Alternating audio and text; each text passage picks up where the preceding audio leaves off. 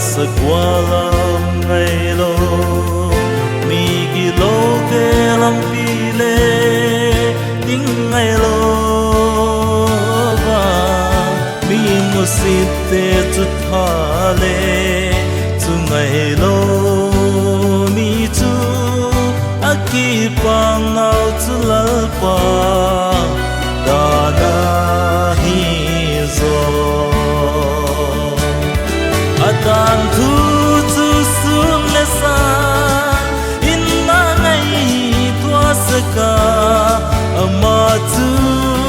tui luang kya a thing khu a hun be saga sek a tua le vuai ngai lo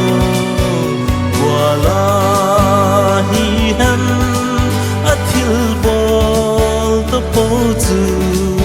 lam jang pe kin na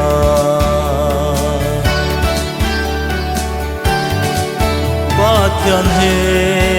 lo te sia gol chu a hi puai bu si thi kwa na to man kwa la hi zoi hello mi te chu vai ho na man ding the kwa na la pa chun mi dik te lam chu a he nga la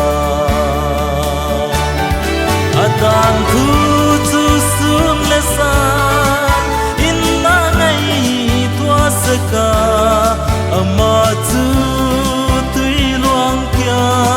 a thing khu a hun be saga sek a tua le vuai ngai lo wala hi han a thil bol to po chu lam jang pe kin na